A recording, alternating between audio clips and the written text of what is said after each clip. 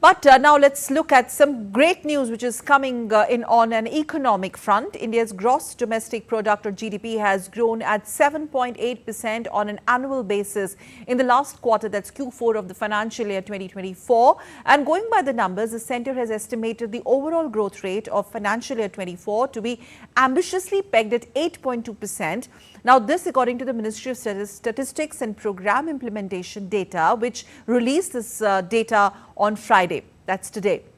Notably, the real gross value added or GVA has been estimated to grow at 6.3% in the final quarter of the financial year 24. DD India's Ajay Mishra gets us more.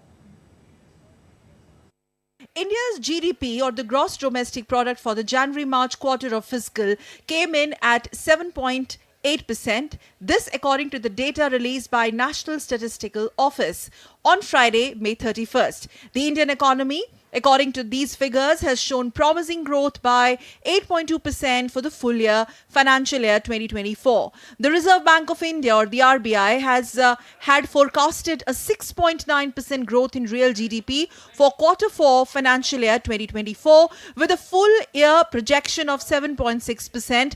Lauding the numbers, experts believe India is inching towards becoming 35 trillion economy by the year 2034 at this pace. In the current year, in 24-25, we are going to become the $4 trillion economy. And in 26-27, we will be $5 trillion economy. And by 2030, we will be $7 trillion economy. And we will be third largest economy by 2027. That is the anticipation. And as we move forward, our economy will be adding trillions of dollars in the 30s. And total anticipation is that we will become a $34 trillion economy by 2047. Sources from the Finance Ministry tell DD India that India's GDP is well above any G7 or G20 country, particularly on an upward trajectory post-pandemic. The impact on big boost in private sector investments, with manufacturing sector recording a robust growth pegged at 9.9% for the year as a whole, has also been registered. In another significant development, the S&P Global Ratings has upgraded India's credit rating outlook from the stable to positive, citing policy stability, economic reforms and high infrastructure investment as key factors driving sustained long-term growth prospects. India's Commerce Minister Piyush Goyal has expressed happiness over the S&P's decision to upgrade India's sovereign rating nearly after 14 years. Standard & Poor, the international rating agency, has upgraded India's sovereign rating from stable to positive after 14 years, largely due to the successful implementation of several measures over the last 10 years, where India has moved from a fragile 5 economy to the world's fastest growing large economy amongst the top 5 in the world. Indian economy have once again emerged as the fastest growing economy in G7 and G20. But what is more important is the credibility behind these numbers. The fiscal deficit numbers are currently at 5.6%, which is very, very credible for the rating agencies to see.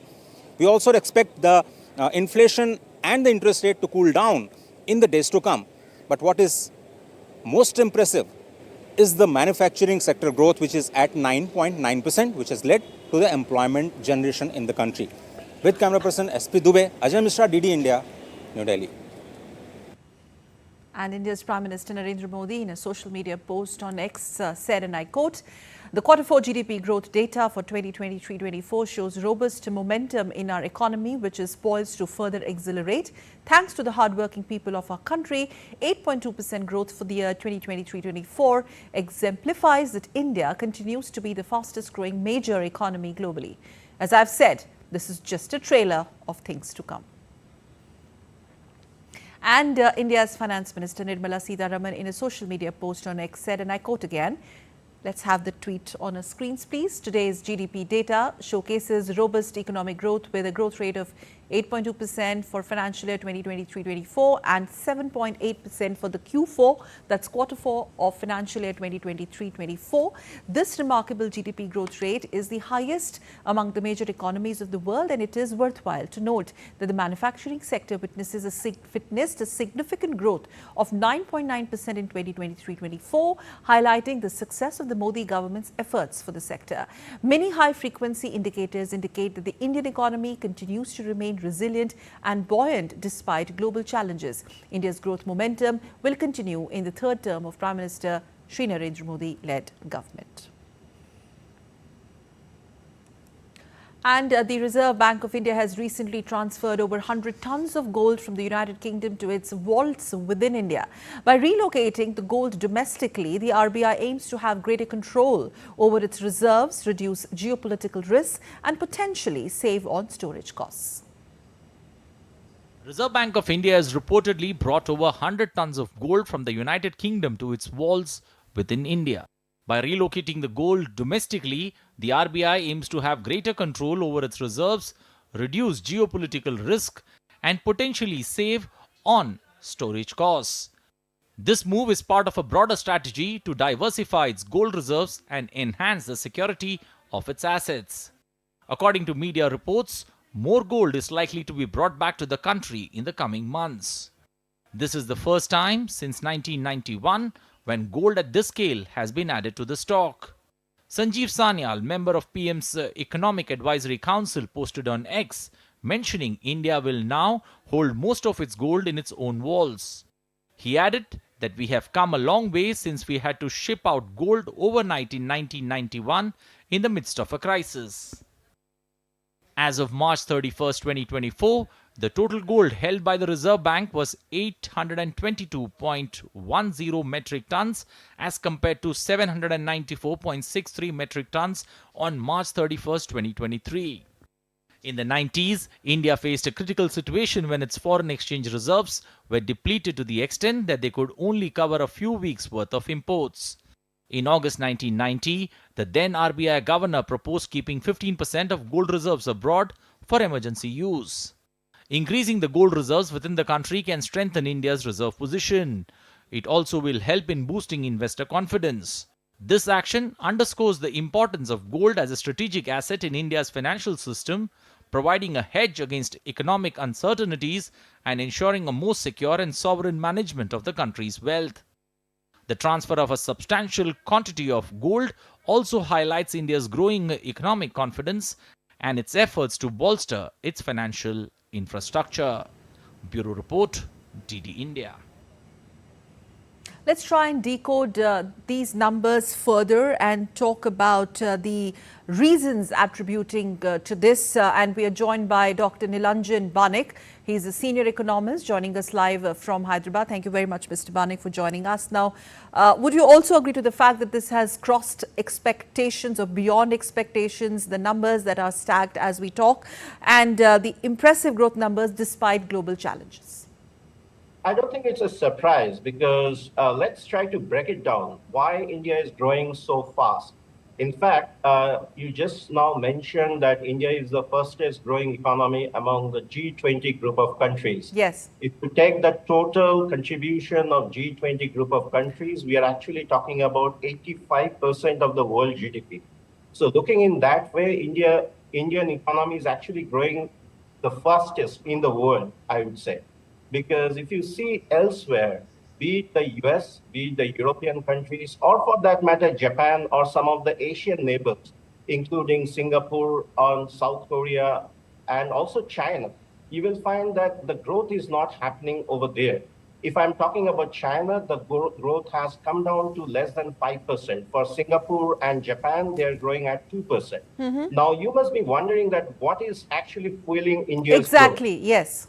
And the reason for that, there are two important reasons for that. The first is our fiscal deficit is under control.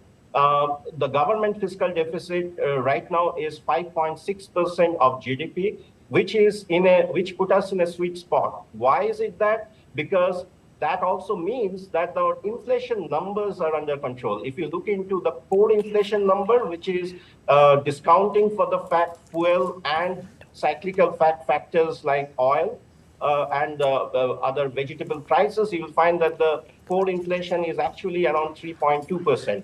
Now, in terms of the government spending, that is actually fueling the growth because government is spending around 10 lakh crore of rupees towards building roads, ports, infrastructure, health, education, and it has got a huge multiplier effect to the tune of 2.5%.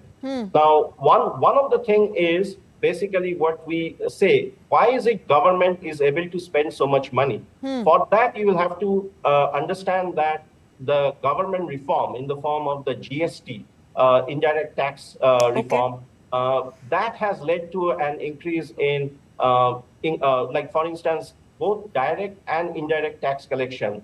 Each of them has crossed 20 lakh crore this year. Now, because of that, government is able to spend so much money in building the infrastructure, which has got a huge multiplier effect, which is also creating income. And apart from that, if you see the JAM Trinity, Jan Dhan account, Aadhaar, and mobile connection, that is also creating opportunity to do business for the small and medium enterprises. Okay. And that is also sustaining. If you could also elaborate on the magnificent growth that we are talking about in the manufacturing sector, pegged at 9.9%, and that is something which also translates into this massive employment generation space.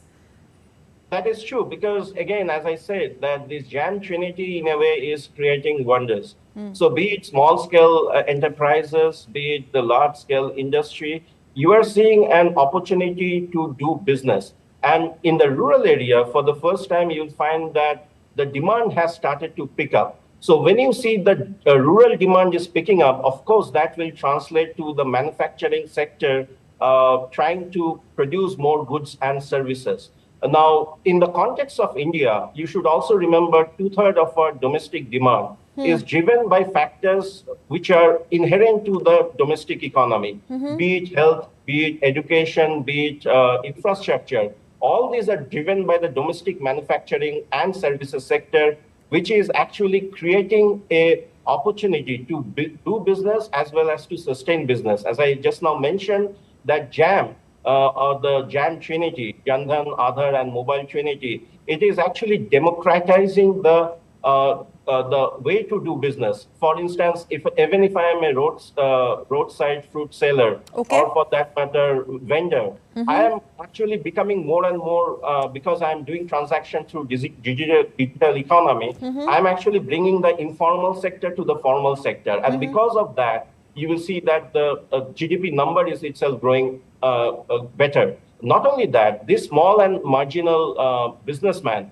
now because they are becoming more and more formal, they are also getting their credit history so that they are getting access to formal loan, which comes at a much lower cost. Therefore, the business thing is flourishing. And if I'm talking about the big, large-scale manufacturing sector, because the government is investing so much on road, ports, and airport, that is also bringing down the cost of doing business. So all of this taken together should explain why India is doing so well. And what explains the rural demand doing better than the urban demand in Q4, which I think also explains that fruits of the growth are percolating down, and it's more of a inclusive growth where rural belt is not left behind in India's growth story. So that's exactly what I was pointing out, this JAM Trinity, because now earlier what used to happen, people didn't have access to bank account. Now, thanks to Jan Dhan bank account, people now have access to, most of the people are getting access to bank accounts, be it the rural poor. And because of that, two important things has happened. Earlier, the subsidy, which was targeted towards the rural poor, was not getting to the rural poor because of various